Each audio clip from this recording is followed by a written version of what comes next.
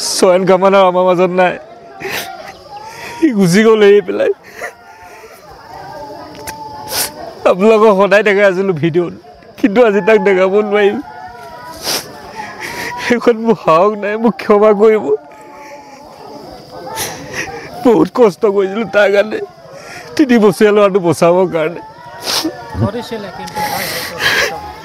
তাই ভিতৰত আছে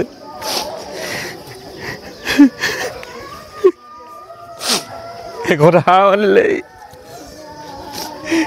ভাল কৰি দিছিলে ভগৱানে আকৌ তাক লৈ গুচি গ'ল গুৱাহাটীলৈ লৈ যোৱা হৈছিলে গুৱাহাটীৰ পৰা ঘূৰাই পঠিয়ালে বহুত যুঁজিলোঁ 3 বছৰীয়া ল'ৰাটোৰ কাৰণে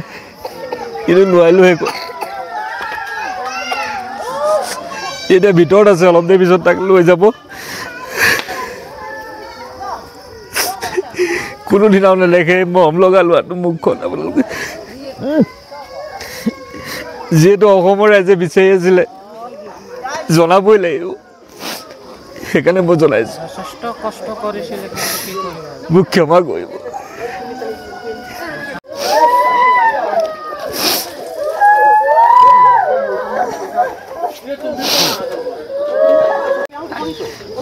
আপোনালোকক প্ৰতিশ্ৰুতি দিছিলোঁ যে তাক দৌৰা দেখাম সি দৌৰিব এটি খেলিব কিন্তু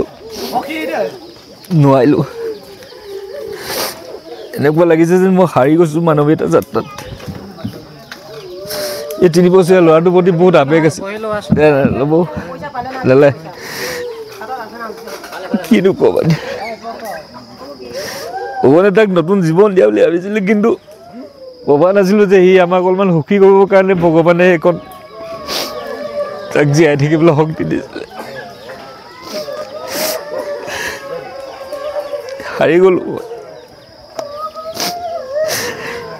অসমবাসী ৰাইজক ধন্যবাদ জ্ঞাপন কৰিছোঁ 3 বছৰীয়া ল'ৰাটোৰ কাৰণে আপোনালোকে বহুত প্ৰাৰ্থনা কৰিছিল হয়তো সেইবাবে আজি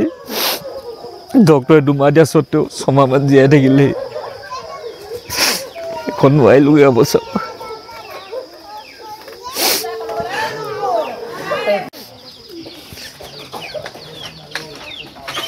মোক ক্ষমা কৰিবি দেই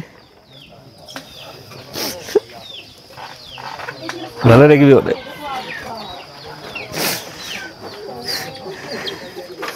উপায় নাই কি কৰিবি ক্ষমা কৰি দিবি দেই মই যিমানখিনি পাৰিলোঁ কৰিলোঁ ভগৱানে লাগিলে কি কৰি যা ভিতৰলৈ যা মই যাব নোৱাৰোঁ ভিতৰলৈ যিখন মুখত হহুৱাবলৈ চেষ্টা কৰিছিলোঁ আজি সেইখন মুখ আপোনালোকক দেখাব নোৱাৰোঁ কোনো ল'ৰা ছোৱালীৰ লগতে যাতে এনেকুৱা নহওক জীৱনত প্ৰথমবাৰ হাৰি গৈছোঁ কাৰোবাৰ লগত আজি ইমান দিনে মানৱীয়তা যাত্ৰা কৰিলোঁ বহুতৰ জীৱন বচাবলৈ চেষ্টা কৰিলোঁ কিন্তু এই ল'ৰাটোৰ লগত মই হাৰি গ'লোঁ অসমবাসীৰ ওচৰত মই ক্ষমা ভিক্ষা মাগিছোঁ ক্ষমা কৰি দিব আকৌ আজি মই আপোনালোকক বুজাব পৰা নাই যে কিমান কেনেকুৱা এটা পৰিস্থিতি হৈছে মই যিমান পাৰোঁ চেষ্টা কৰিছিলোঁ ল'ৰাটো কিন্তু নোৱাৰিলোগৈ ভাবিছিলোঁ তাৰ সেই মুখখন বাৰে বাৰে মনত পৰি আছে ইয়াতে তাৰ হাঁহিটো বহুত বেয়াকৈ মনত পৰি আছে প্ৰতিশ্ৰুতি ৰাখিব নোৱাৰিলোঁ এনেকুৱা লাগিছে যেন মানৱীয়তা যাত্ৰা স্তব্ধ হৈ যোৱা যেন লাগিছে আজিলৈকে যিমানৰ বাবে যুঁজিছোঁ প্ৰত্যেককে পাৰিছিলোঁ কিন্তু এটা উঠি অহা ল'ৰাৰ জীৱন বচাব নোৱাৰিলোঁ মই তাক চাবলৈ সাহস নহ'লে সদায় আহোঁ সি তাক ঘৰৰ বাৰান্দাত বহি থাকে কেতিয়াবা কান্দে কেতিয়াবা হাঁহে ভাবিছিলোঁ তাৰ এই হাঁহিটো সদায় জিলিকাই ৰাখিম পিতৃ মাতৃৰ চকুলো মুচি নতুন জীৱন উপহাৰ দিম অসমবাসী ৰাইজে যিমানখিনি আশীৰ্বাদ কৰিলে সকলোকে ধন্যবাদ জ্ঞাপন কৰিছোঁ আজিৰ পৰা এই চয়ন কামান আমাৰ মাজত নাই তাৰ হাঁহিটো কোনো দেখা নাপাব তাৰ মৰম লগা মুখখন কোনো দেখা নাপাব হেৰাই গ'ল সি ভগৱানক এটাই মই বিচাৰিছোঁ যে তাক পুনৰ জন্ম দিয়ক, এগৰাকী মাতৃৰ গৰ্ভতে ই যাতে পুনৰ আহক পৃথিৱীলৈ।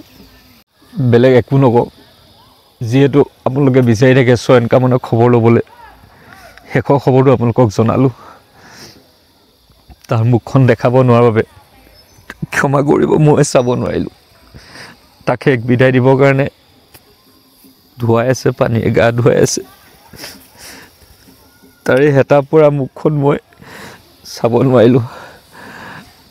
তালৈ ক্ষমা কৰিব চয়ন কামনাৰ, মই শেষবাৰৰ বাবে আপোনালোকক দেখাব নোৱাৰিলোঁ, ক্ষমা কৰিব।